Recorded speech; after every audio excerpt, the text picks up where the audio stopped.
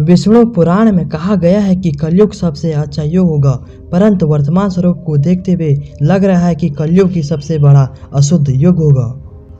कलयुग में महिलाएं 12 वर्ष तक गर्भवती हो सकती हैं। यह सनातन धर्म में कहा है और वेदों में। आइए चलते हैं, मैं आपको ले चलता हूँ एक अनेक वीडियो के साथ। सनातन धर्म और वेदों में 4 युग की मान्यता है। माना जाता है कि सतयुग में स्वयं ही देवता किन्नर और गर्भवती पृथ्वी पर निवास करते थे।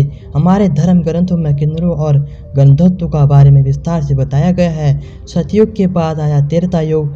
इस युग में भगवान श्री राम ने जन्म लिया है और स्वयं श्री हरि विष्णु का अवतार थे। फिर द्वापर युग की शुरुआत हुई और इस युग में भगवान विष्णु ने श्री कृष्ण के रूप में जन्म लिया। द्वापर युग में श्री कृष्ण ने जिस तरह लीलाएं रची, उनके बारे में प्रचलित लोक की कहानी है कि भगवान इन लीलाओं के जरिए मानव मात्र का कलयुग में जीवन यापन का पाठ पढ़ाना था। कलयुग का कालखंड सबसे छोटा माना गया है और माना जाता है कि कलयुग में भगवान विष्णु का 10वां अवतार होगा, जिसका नाम है कलिक। वर्तमान समय में कलयुग की चल रहा है। विष्णु पुराण कलयुग के वर्णन करते हुए कहा गया है कि कलयुग पाप इतना अधिक होता है कि सृष्टि का संतुलन बिगड़ जाएगा। कन्या 12 साल ही गर्भवती होने लगेगी। मनुष्य की आयु औसतन 20 वर्ष ही हो जाएगी। लोग जीवन भर की कमाई एक घर में बनाने में लगा देंगे। इन सबको बावजूद जब पराशर ऋषि से सभी देवताओं ने पूछा कि सभी युगों में कौन सबसे बड़ा युग था, ऋषि ने वेदव्यास से कथन का जिक्र करते हुए समझाया कि सबसे उत्तम कलयुग है।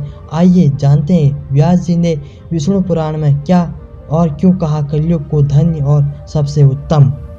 श्री वेद व्यास जी ने वेदों का वाचन किया और भगवान गणपति ने उनकी अनुरोध पर उन्हें वाचनों को लिखित रूप से प्रस्तुत किया। ऋषिवर जी ने कहा वेदों का राजनक माना जाता है। वेदव्यास जी से जुड़ी एक पौराणिक कथा के अनुसार वेदव्यास जी ने सभी गुणों और कलयुग को श्रेष्ठ युग कहा है, जो चौंकने वाली बात जरूर है क्योंकि कलयुग में तो सबसे अधिक पाप और अत्याचार हुआ होगा। वेदों और धार्मिक ग्रंथों में ऐसा कहा गया है कि अगर ऐसा हो तो कलयुग सबसे श्रेष्ठ होगा। विष्णु पुराण में वर्णित एक घटना के अनुसार मुनियों और ऋषियों के साथ चर्चा करने हेतु वेद व्यास ने कहते हुए मुनियों सभी युगों में कलयुग ही सबसे श्रेष्ठ युग होगा, क्योंकि 10 वर्ष से जितना व्रत और तप करते हुए मनुष्य अपने सतयुग से पूर्ण प्राप्त होता है, त्रेता युग में वह पूर्ण 1 साल से तप द्वारा प्राप्त किया जा सकता है। ठीक इसी प्रकार उत्तम ही पुरुष द्वापर युग में महीने के तप से प्राप्त किया जा सकता है, तो कलयुग में इतना ही बड़ा पुण्य मात्र 1 दिन से तप प्राप्त किया जा सकता है। इस तप पर व्रत और तप से फल की प्राप्ति के लिए कलयुग ही सबसे श्रेष्ठ समय है।